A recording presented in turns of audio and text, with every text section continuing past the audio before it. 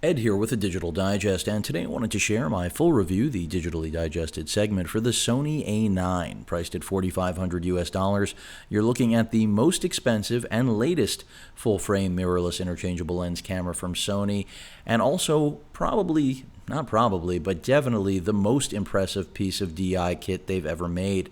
And that's because, in my opinion, it does render the digital SLR obsolete. That's right, Canon and Nikon users.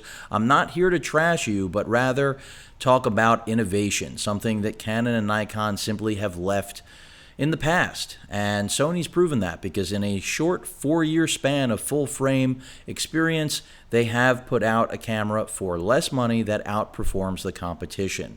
You'll have to spend $6,000 or more than $6,000 with Canon or Nikon to get similar performance, which in many cases the A9 that I'm about to fully review will outperform. Now, it doesn't outperform those two cameras in every respect, but enough to make Canon and Nikon users question whether or not further investment in their ecosystem is a worthwhile one. And that's because with 693 points of phase detection in the autofocus system that Sony's put out with this A9, and I will be showing you some sample images, even though I'm not a professional photographer, you will start to see that the tracking on this camera is amazing. Beyond that, new battery type, 120 frame per second OLED EVF with the widest viewing angle of any on the market, paired with dual SD card slots. Granted, only one of them is UHS 2, the other UHS 1. I mean, I'm going to go over all the pitfalls and strengths. Do not worry, this is not a biased review, even though clearly I do like Sony's digital imaging department. That's because, again, they are the most innovative. So let's get to the chops, the meat. What are we dealing with here? Again, this is the smallest 24 megapixel full frame mirrorless autofocus beast ever made. Granted, the A7R Mark II, which I have right here, that I've compared it to, is smaller, higher megapixels, better dynamic range, so more image detail, but 5 frames per second. Here we've got a robust 20, a buffer that's nearly but not completely limitless, and that's where that UHS 2 card slot being singular rather than dual would have come in handy. Essentially, once you hit that buffer, you're not screwed, but you're definitely slowed down. You also can't jump into menus while that's going on, and had Sony made 2 UHS 2 slots, you wouldn't be facing that issue. So that's one really important thing I want to point out. The manual controls, the layout and design of this camera, completely revamped, and that's another thing I'll bring this back into the shot for. You see more dials, you see more knobs, you see more customizable buttons, but most importantly, you also see a big fat, well, it's not fat, joystick. And this is something that was huge, that was missing from Sony cameras for years. You now have it. I imagine we'll be seeing it on every model that they push in the future. And that's critical because whether you're using a beast like this one that shoots 20 frames per second, or the rumored A7R Mark III or A9 Pro, if it's going to employ the same autofocus system, maybe a little bit slower, this takes your ability to move that focus point, the focal point, to another level, something that simply was missing from previous generations. Now, I mentioned the OLED EVF, 120 frames per second, the widest viewing angle, but what I didn't mention, no blackout. So when you're shooting that 20 frames continuous, you're not going to see a blackout like you would with your other options out there. And that's another huge barrier that Sony broke through with this camera. And I want to reemphasize, this isn't to bash Canon or Nikon users, because there's really no value in doing that. For those of you that think that's what praising the A9 is about, I wonder what's going on in your head, but I'm also really not curious. So what it comes down to is, do you care about pushing the envelope? Do you care about Sony making Canon and Nikon more competitive, producing better products, being more innovative? So while this is not a perfect camera, and I will be the first to say that, it's already had overheating issues that have already been addressed with a firmware update, among other things. It is still the most impressive $4,500 camera ever made. And I don't think any photographer, professional or otherwise, will argue with that. Now, to give you some perspective before I continue on my rant here, let's go to the good old RX1, Sony's first full-frame mirrorless camera, silent shutter, really a game changer, and it was incredibly expensive. Those of you that know the RX1, of course, there was also the A900, but that was a video camera hybrid. I'm not going to count that. That was really Sony's first full frame. But think about what this camera brought to the market for professionals and prosumers with too much money to burn. All of a sudden, you could carry around a full frame camera with a fixed 35mm piece of Carl Zeiss glass, a beautiful prime. I mean, most would make the argument that the price was justified just because of the quality of the lens. And it still stands up today when it comes to image quality. This thing's a beast. But look at how far we've come since 2012. We're now looking at 20 frames per second with a similar 24 megapixel sensor, although granted, stacked. We've got a stacked sensor design now. We have 4K video, 20 frames continuous, as I mentioned before, that 120 frame per second viewfinder. We also have slow motion video, 120 frame 1080p that looks very good. I've put up video samples of some birds in flight taking off at 120 frames per second. The dual card slot, I already mentioned the pitfall there. UHS 1 really should have been 2 UHS 2 slots, but you've also got an Ethernet port. Not every photographer has a laptop ready to go for that, in order to utilize that, but it's nice that Sony added it. I wish Sony would have put a USB 3.0 or USB Type-C connection port on here, because realistically, USB 2.0 on here is a little bit embarrassing. But is it, though? At $4,500, considering the performance this camera produces or delivers, and autofocus tracking and capability that you really will be hard-pressed to match with Canon or Nikon for more money, this camera's a bargain right now, folks, and anyone who thinks otherwise is simply a fanboy. So, trolls, get ready. Write whatever you want. You know I can delete your crap. It doesn't matter. I can hide your comments. I can do whatever I want. This is my channel. Remember that when you write your comments. I do this for free. All of you who think that I'm paid by someone, no. At any rate, the whole point is that I've got an image here. And this is just one example. I'm going to show you a few through the course of the video. If I go ahead and zoom in on this bird in flight, you can see this isn't a perfect lock. I'm trying to get you the best look at this possible, and that is nearly 100% crop. But you can see, even though it is blowing out the details in the LCD screen here, that getting close on that eyeball. Now we're at 100% crop and pretty good image detail. Now this is not a raw image, this is a JPEG, keep that in mind. Also keep in mind I was shooting this with the 70-200 f4 PCG glass. Imagine what this thing's going to do once I get my hands on the 100-400. So that's something to bear in mind. Go ahead and zoom out on this completely. Take you to another image, another bird in flight. Well, I just jumped ahead. Excuse me on that. Taking you through several samples here now. Let's go ahead and zoom in on that sucker. Oh, that looks like it's the same image. Hold on.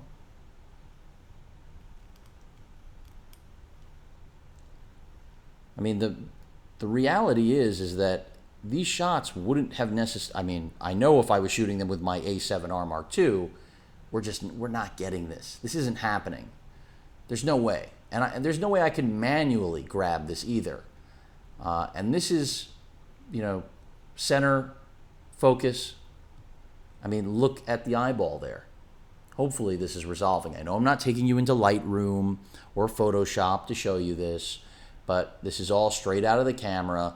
And again, this was at a great distance, which you can tell as soon as I actually back all the way out. Try to show you another image here, if it permits. Here's another one. And this is, again, it's a spec, right? Let's go ahead and get 100% crop on this sucker and take a look at that. I mean, it really does speak to the quality of the autofocus system on the A9. And 20 frames, per second basically equates to, do you want keepers? And all photographers know you can live in a world without keepers, and that's when you're going to want to abandon a piece of hardware. This, on the other hand, is delivering exactly that. Take a look at that one. And again, I am not a professional. Never have claimed to be on my channel. Always have been an enthusiast. Nothing new, but an informed one at that. I'm not going to get into the background. Maybe one day. The on-camera days. When I start doing live broadcasts that I'm not a hurricane victim anymore. Start getting into other things. But again, look at that, coming out full, going 100% crop on that bird's eyeball right there. I just could not necessarily lock, or rather, I'm going to go as far to say there the bird wasn't really moving too much. But with the A7R Mark II, that's just not happening. Now, could it be done with a Canon or Nikon camera? Sure. It could, no question. Those all have mirrors. Those are all digital SLRs. This isn't. So that's why when I say this represents the death of digital SLR, there's no words to be minced. It's very clear that now that we have a camera that can outperform what Nikon and Canon have spent decades perfecting, and Sony's done it in 4 years. I'm going to keep re-emphasizing that. That's why I brought out this old thing, is to let you know that this is how far we've come. And yes, none of these things are inexpensive, but when people critique the pricing on this, I just wonder, where are they finding Canon and Nikon, comparables at comparable prices? Oh, wait a minute, they can't, and that's because they don't exist. So unless you're going to spend $6,000 or more on inferior technology, because even if it can compete with it, I still can't make the argument for it actually outperforming it. Now, it's not all roses. It's not a love story. This is, like I said, not perfect. I'm not happy with the fact that we are relegated to, as I open the ports here, we do have HDMI and micro USB. Do I wish there was Type-C, as I mentioned before? Of course. A lot of people say, oh, I wish there was USB 3.0. How about Type-C? All you camera gearheads who keep saying, where's the USB 3.0? Type-C, hello, that's what you should be looking for. You should be looking for the fastest delivery method. And the reality is, if you are a professional photographer, I understand wanting the flexibility of having the fastest communication port on the camera. But the reality is that if you are using your camera as an SD card reader, rethink your game plan, buddy. I have to say that right now. You should, I use SD card readers. There's a reason. And I know Nikon, you got USB 3.0. That is a good thing. Props to Nikon for doing that. But it also isn't something that they should get a pat on the back for if they leave sensor technology behind.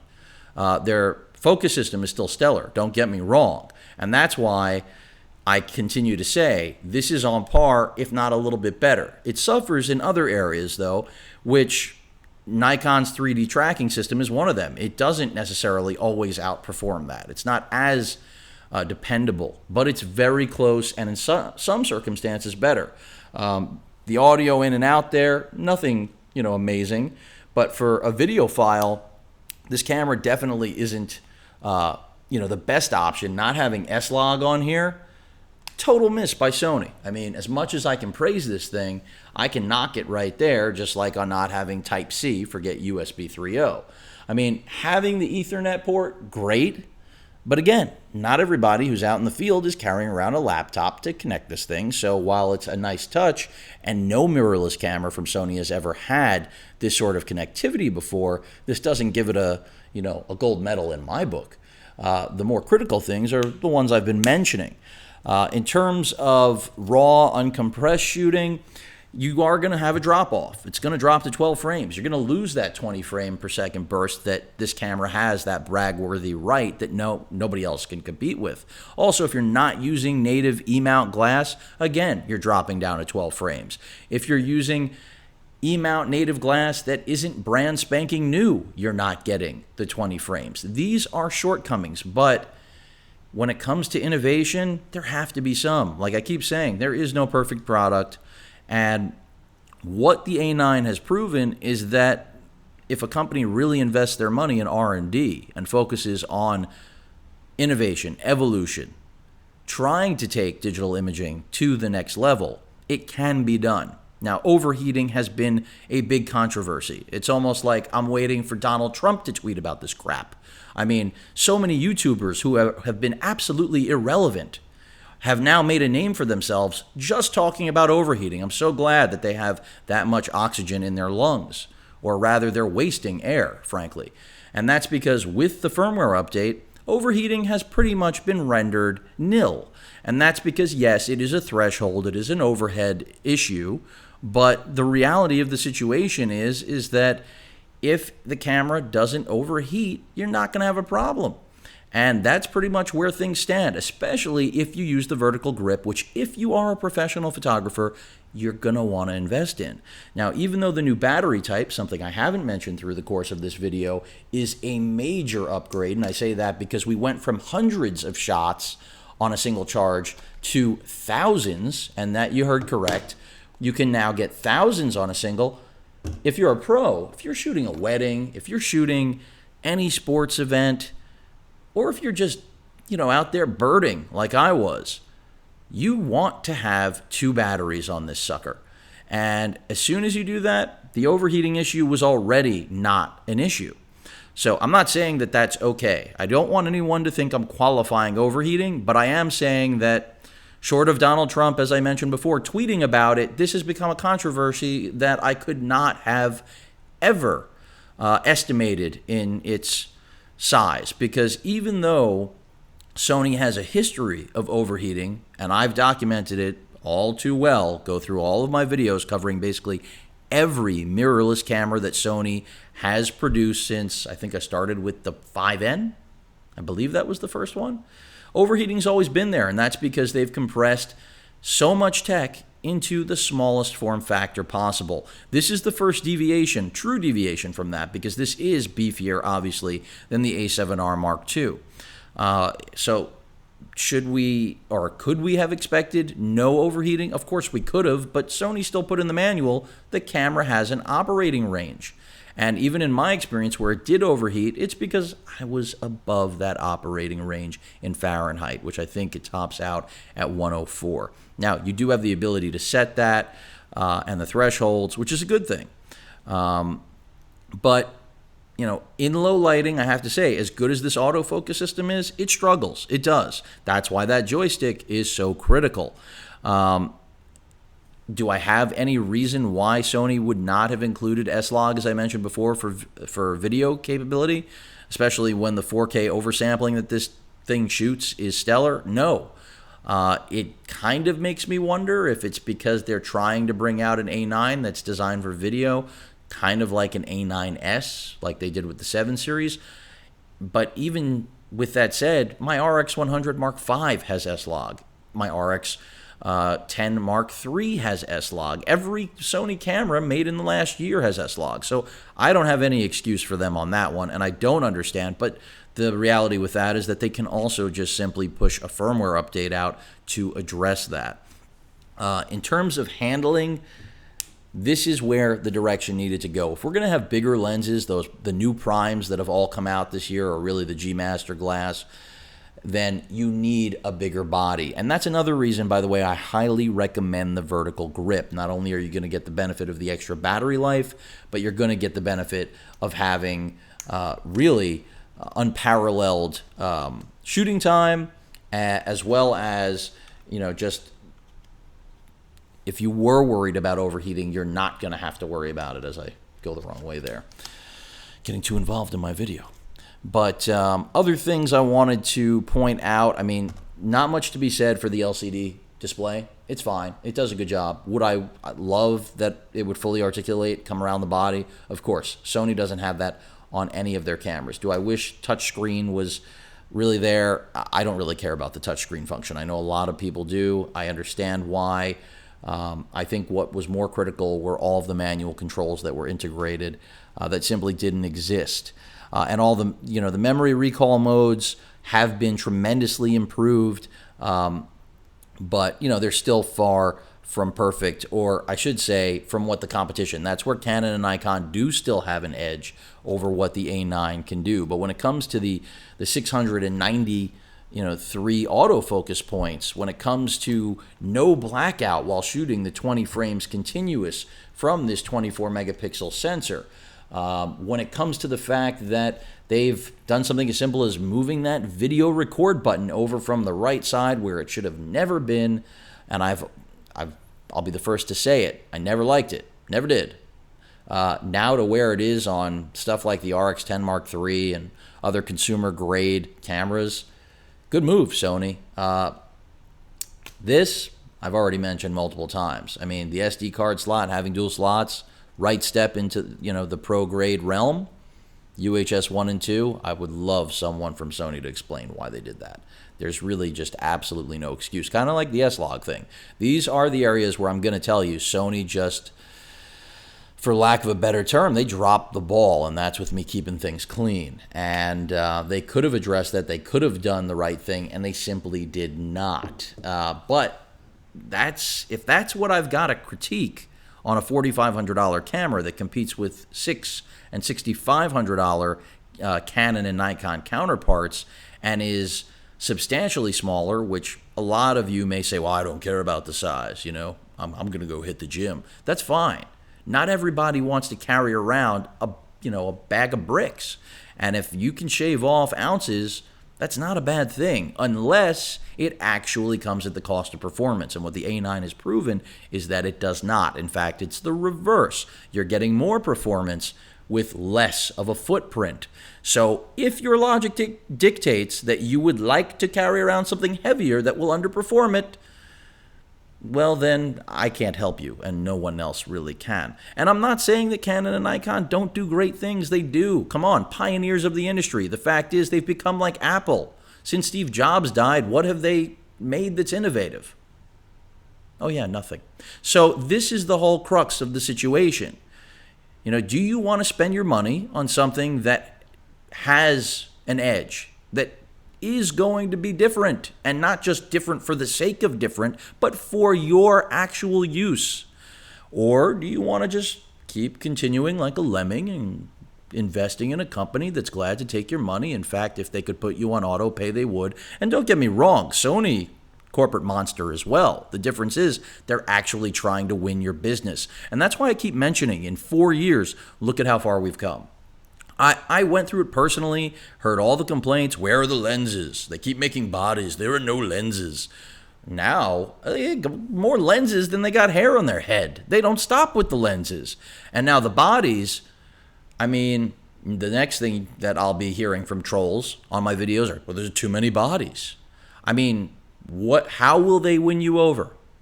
They come in at and I'm not cheering for them. It's just a fact. If someone came to you and said, "Oh, I've got a Porsche," you don't have to pay retail. You can come in at, $30,000, $40,000 less. You would scoff at it. I mean, I just don't. Oh, I'd rather pay more. I'd rather pay more. And you know what? Let's see if I can get one with less horsepower. So it just doesn't make any sense to me. And this is, if you've sensed through this video that I've had enough, it's because I have. And again, the fact that so many YouTubers have made a name for themselves off of trashing this camera is pathetic. You know who you are. I don't need to name names. You can keep riding that gravy train because there are enough upset Canon and Nikon users that will cry to sleep with you.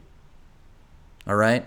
But the reality is that as long as Sony keeps doing this and Canon and Nikon don't respond, I don't know. That's not good for the industry. That's bad. To me, what the A9 really represents, like every mirrorless camera that I've covered from Sony, pretty much, not everyone, but most of them over the last 4 or 5 years, has been a push that Canon and Nikon need to do more, that the industry needs to be more competitive. The only company I can give props to that actually has said, hey, yeah, we're on board with this same theory is Panasonic. And unfortunately, they don't have the money Canon and Nikon have to blow.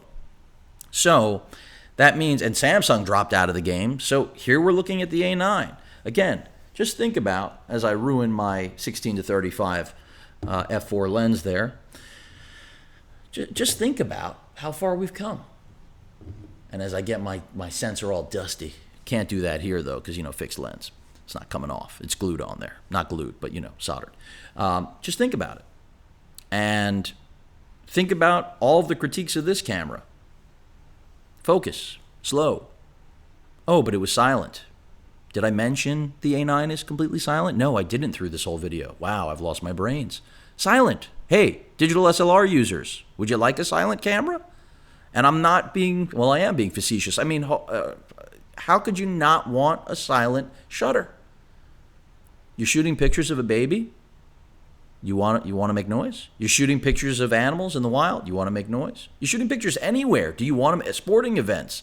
I mean, I can't tell you how many times I've gone to basketball, football, tennis matches, the U.S. Open in Flushing, and the most annoying thing on earth are those shutters going off. We actually have the beginning of the end of that crap. That crap can be over now. And that was fine when it was all we had. But again, it's like saying, oh, Tesla, they make great electric cars, but why would I want to not buy gas? Do I really need to explain more? I hope not. So while this is not a perfect camera, as I've reiterated over and over and over and over again, the envelope that has been pushed, as it has over and over and over again by Sony, is here. And for $4,500, this isn't my first choice, by the way. I want to point that out right now. I mean, personally, I'm still very happy with the A7R Mark II because I don't need the action, the 20 frames per second. Now, when the A9 Pro or the A7R Mark III come out, I'm going to be very interested because combining a much higher megapixel count with this autofocus system, which is absolutely going to happen. It's not a question. It's just a question of when, not will it happen. And I know the rumors have been confirmed, and I'm just scrolling through menus now so that all of you people that say, oh, you should turn this into, this shouldn't be a YouTube channel anymore. This should just be a podcast. Well, it'll give you something to look at. But, another thing I will point out that I wish was improved, networking. I mean, the Wi-Fi on here is still crap. I'll be the first to say it. I don't see any excuse why Sony wouldn't have better onboard Wi-Fi. I mean, you're going to innovate so many things. It's almost kind of like that is what Sony has done. I mean, all the things I've nitpicked and complained about, it really boils down to like Sony kind of, they're in the lab, they're doing their R&D, and they're like, all right, so we've changed the game in 20 different ways, so that's enough. We're not going to do everything because then that would just be, spend too much money, and how much do we need to outperform the competition? This should be enough. And that's where I see like the USB 2.0 failing, the secondary SD card slot failing, not having those elements that seem so basic. The S-Log, again, I just can't fathom what was going on when they left that out. But otherwise, they pretty much got their crap together on this camera and have made something that any pro who specifically shoots action, sports, weddings, they can say goodbye to their Canon or Nikon product. And if they're happy with 5 frames per second, hey, grab an A7R Mark II or an A7S Mark II. These cameras are discounted from the original $3,200 US dollars for those of you who get, I love users in other countries who get angry at me for not converting into their currency. That's another side note. But, $3,200, now they're at about $2,500, $2,600, a bargain for the A7R Mark II. Still an amazing camera. But with the A9 at $4,500, you're getting a different beast altogether. Now, with all of this said, I still prefer, personally, as I mentioned earlier, the A7R Mark II, because I do not need that 20-frame silent experience. It's amazing. It's unmatched, unparalleled, but I don't need it. So for me, the extra money isn't warranted to be spent. However, if you do make a living doing this, if you do actually care enough, then you just got an affordable option, in my view, to actually shoot sports compared to what was pre-existing until the 25th of May, 2017. So that's really what it boils down to. I think that was the day that the camera came out. Hopefully it was. If it was the 24th, I stand to be corrected. But The A9 is a great piece of kit. You're not going to find anything like it until Sony makes the next gen. I can assure you of that. Canon and Nikon are not going to, they haven't come out with anything mirrorless. They're still using that mirror, you know? So we're still working with stuff it's nothing new. And if you're comfortable with that, bless you. There's nothing wrong with that. I'm not here to tell you that you shouldn't be shooting with what you're shooting with. I, however, am going to make the point that you should ask more of Canon and Nikon. I would love to see more from them. I would be reviewing their cameras if they brought more to the table. That's not happening. The A9 delivers that at a lower price and does so in a body that is also substantially smaller. That's what Sony's goal has always been, to prove that you can have amazing digital imaging, remove the mechanical elements, remove the mirror system, and do so in a small form factor. That size doesn't necessarily equate to performance. And, you know, whenever I hear someone say, I even saw a video where someone who was talking about the A9 said, well, if I use this at a shoot, my clients are going to think I'm not using a good camera. I don't know what to tell you. Your clients are idiots. I mean, this is what it comes down to. Your client should care about the product, what you're shooting. If you produce amazing images, your clients are going to be very happy, I would imagine. I don't think your clients are going to be very happy if you have a giant camera and your images are okay. I think that, you know, if that's what you're predicating your purchase on, then you might want to rethink your career. At any rate, hopefully this rounds things out. I know I've gone on a rant here for 30 plus minutes because, you know, look at the world we live in. We got Bill Cosby doing hey coming out of the building as the jury's trying to figure out what to do with that fill in the blank. Well, that sounds wrong, but I'm talking about rapist. And we got Donald Trump, who would like to fire everyone that questions his authority. So, in a world where everything has gone insane, am I surprised that people are complaining about getting better performance for less money? No, because this is a world filled with idiots. That's what it boils down to. So maybe those of you who are smart will realize that the A9 is a bargain, and the shortcomings it has will be addressed in the next generation. This is not fake news, folks. This is Sony making a great camera at a price that simply can't be beat. And if only I was getting paid to say this crap, that would be, hey, dream job for me. Any questions or comments, please feel free to post them. Hit that like button or dislike. I really don't care anymore. And if you feel like it, you might want to subscribe. Later.